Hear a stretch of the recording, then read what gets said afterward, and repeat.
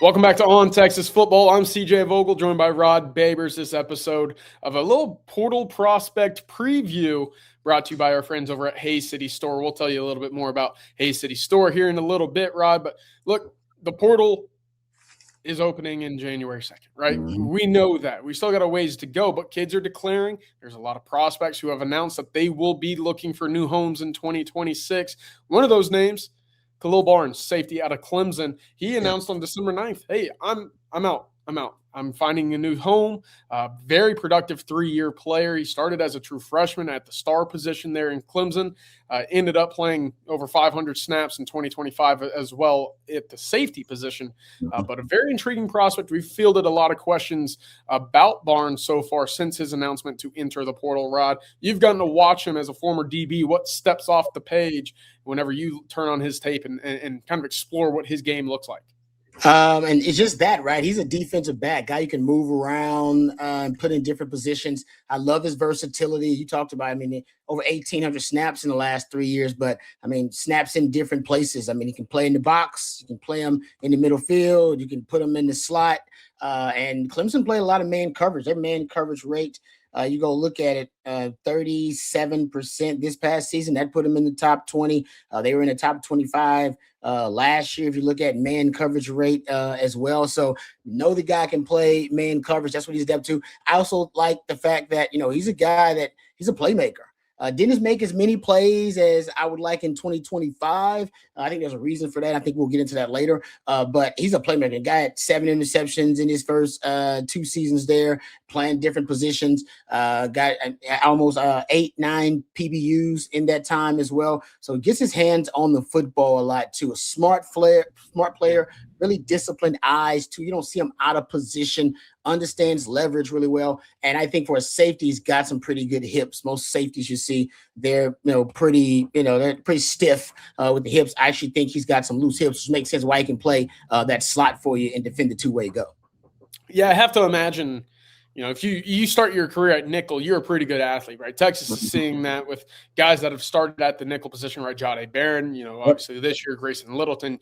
There's some quick twitch to him as well. I think with Barnes, you see a little bit of that even after moving fully back to kind of that center field safety position.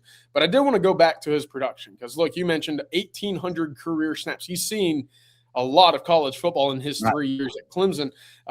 He was doing it all over the place, right? 740 of those snaps came at the slot, at that nickel spot. Over 600 came as a free safety, and he has about 450, Rod, that come as kind of one of those box safeties as well. So, look, he's seen a lot of different defensive responsibilities in his day.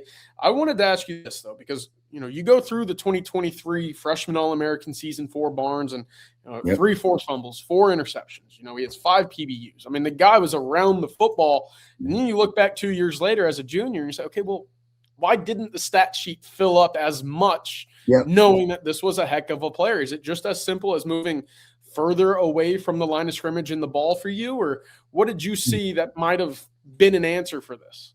I think that's part of it, obviously. I remember talking to Quandre Diggs about it, and that's a guy that played nickel and played safety, and he said he preferred nickel over safety. He said safety was boring. He's an adrenaline junkie. He said, I never got in the mix. Every time I got there, I'm last line defense, I would get there, the play would already be dead. So I think there's some of that when you move further away from the football. But he dealt with an injury early on in 2025. He dealt with an injury. He missed a couple of games because of that. And as you know, I'm not sure. It was a hamstring injury. I'm not sure if it totally healed or not for him. I think that could be the reason. And don't forget Clemson, partly because of Texas, all right, running that outside zone on them in the playoffs last year. They got new defensive coordinators, got two new co-defensive coordinators with a new system, obviously new terminology, probably a new way they want to utilize him. And I think that also was a big part of it, just adjusting to a new system overall. So I think that's the reason for the regression and drop off. But there's no doubt he was trending from that freshman year to the sophomore year.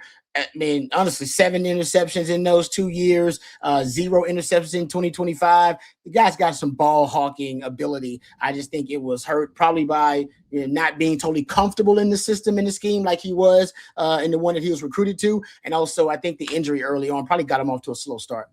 Yeah, I think you're right. He did play 75 snaps at DKR against Texas in round 1 of the 2024 college football playoff. So, look, he's familiar with DKR. at the very least. Again, I'm not sitting here telling you he's going to be a Longhorn, but this is someone that fits kind of what we anticipate Texas pursuing at the next level. Rod, before we get to kind of the similarities with another Clemson to Texas safety, as well as also kind of looking as to what he would kind of play a role in with this Texas secondary, quick word about our friends, Hays City Store. Yes, sir. I'm always happy to talk about Hays City Store. Always happy to go to Hays City Store. There are very few restaurants that once you go there, you immediately know they are just a special place. Hays City Store is one of those places. It's scratch-made Texas comfort food. They've got famous truck stop enchiladas, award-winning chicken fried steak, homemade desserts, all of it absolutely delicious, all of it from scratch. There's also live music 6 nights a week with 50 beer taps, ice cold long necks, and tasty margaritas. Also 11 TVs alone in just the ice house out back. So great place for you to watch all the big games, game days on the NFL games, and of course college football. And they even have brunch served 10 a.m. to 3 p.m. every Sunday. Hays City Store is dog friendly, and they have a tree net for all the kiddos. So bring the whole gang out there, bring the whole family out there, and join the folks at Hays City Store. For more information, check out the website at HaysCityStoreTX.com. That's HaysCityStoreTX.com. Hays City Store, it's uniquely Texas. Thank you very much to Hays City Store for sponsoring this segment of On Texas Football.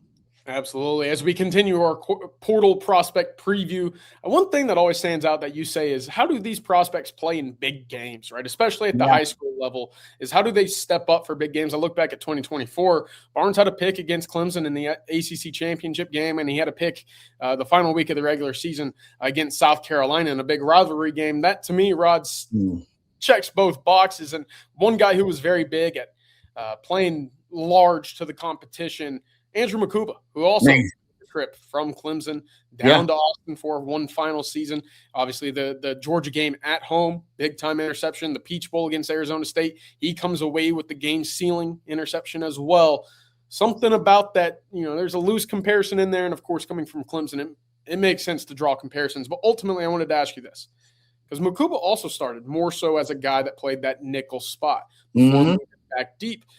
Is that just something that Clemson likes to do with their young defensive backs, is get them acclimated near the line of scrimmage? And for Barnes, would he play a similar role at Texas based off of what you've seen on tape and kind of his skill sets as to what they provide? Yeah, it does seem like the multiplicity, right? Position flex seem to be something that Clemson, they prioritize. I remember Dabble saying about Andrew Mukuba that he could play any position in secondary. They had him playing, nickel and then safety, but he said, oh no, he can play any position in our secondary. There's no doubt about it. And, Khalil Barnes, I think he's a little thicker than Andrew Mukuba. Andrew Mukuba, the thing about him was he was built like one of those kind of a pass game nickel, one that prioritized coverage. But he had the mentality and would hit. He would. Nickel. Like he would hit you like he was a Jelani McDonald out there, a big nickel. Remember that? He was fighting up a couple weight classes. He was, man. The SEC title game, ask Gunnar Stockton. I still don't know how he held on to the ball with that one. But that was Andrew, and that's what the NFL teams, that's what Philly loves about him, right? That, he can cover. We know that. He's got the body, the frame, and the twitch for it. But his mentality made him a physical player. I think with Khalil Barnes, he's also got that versatility that you like. I think that Mukuba might have been a little twitchier overall in terms of maybe have looser hips, but Khalil Barnes might be a little thicker, and maybe that's what Muschamp wants for a nickel. Maybe he wants a guy that's a little bit bigger, maybe a little bit thicker. So I think that's something that makes him attractive. Mukuba obviously ended up playing the safety because they wanted a safety that could prioritize coverage and be a coverage specialist at safety.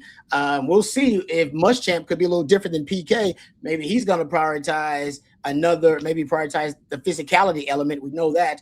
And maybe you see a guy like Khalil Barnes playing the nickel. Either way, it gives you options and solutions in the secondary to get your best 5 guys on the field.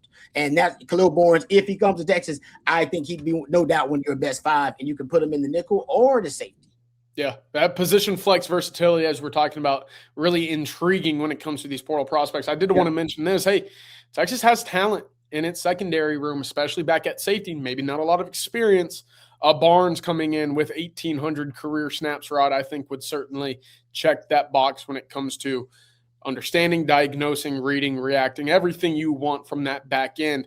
I did want to ask you this as we wrap up, your confidence level and really the comfortability. Should Texas not land Khalil Barnes, what is it in the Texas safety room at the moment assuming, obviously, that Jelani McDonald returns. Yeah. If Jelani McDonald returns, I think you're actually in a really good spot. Jelani McDonald is, because he's so versatile, so much multiplicity in his skill set. He gives you also solutions and gives you the opportunity to put your best 5 guys on the field. But I like the safety room. I mean, you got a lot of young talent. Jonah Williams, I know we can't totally say it because he's not committed 100% to football. He's splitting his time, but God, the ceiling for that kid. I said he could win the Thorpe if he ever reached his ceiling as a player. And I'm sure when Coach Muschamp comes in and looks at the film on this kid, he's going to try to hell of a sales pitch to try to get him to focus on football. But hey, baseball, different story, guaranteed money. We can talk about that. But Jonah Williams is one of those guys. Zealous Hicks. I mean, look at the body types you guys safety now. Look at these body types. Zealous Hicks, Jonah Williams, big, Jelani McDonald, big. Xavier Fields, to me, he's one of those coverage specialists at safety. And that's why I think what Clemson does when they experiment with these guys, got to go back and look at seeing how many of these players end up fitting that Andrew Mukuba mold like Khalil Barnes. But I think they like their safeties to be coverage specialists, which is why they don't mind spinning them back from the nickel. Give them that nickel experience early on. All right, we know they can cover. Okay, they also can diagnose plays. Let's give them a better view. Let's expand their view and see if at safety they can keep that physicality, but also be a guy that's not a liability in coverage. Texas, on the other hand, their safeties, some of them can be liabilities in coverage. They're big, so they can be potentially manipulated with a matchup of a quicker, faster guy. And that's why I think a guy like Xavier Fields, to me, he's got a shot because he's actually a coverage specialist, probably can cover better than any of your safeties right now just because of him being, I think, a little bit quicker. Yeah. No, I think it's going to be really interesting, again, that safety room with how physical they are, but also that star, that nickel room. Do they move down Xavier Fields to me? Because at times, whenever Texas moved Grayson Littleton out wide, we did see Xavier Fields to me down there at the star position. Cordell Mack, obviously another name to monitor. Shoot, who knows if Khalil Barnes ends up in burnt orange rather than that Clemson orange? Who knows where he starts potentially as well. So that's going to be, another name to file away. Again, the portal opens up January 2nd. That's when you will then see prospects officially visit the University of Texas. But Rod, thank you very much for the knowledge and the expertise. It's always a fountain of wisdom when you're talking defensive back. So this was very much appreciated. And of course, for producer Matthew behind the scenes and our friends over at Hayes City Store, this has been another portal prospect preview. Khalil Barnes in the portal, expected to be. We'll see what Texas does when it comes to the portal opening up and the madness ensuing. Until then, we'll catch you out over on TexasFootball.com. I'm CJ Vogel. That's Rod Babers. We'll catch you next time. Welcome.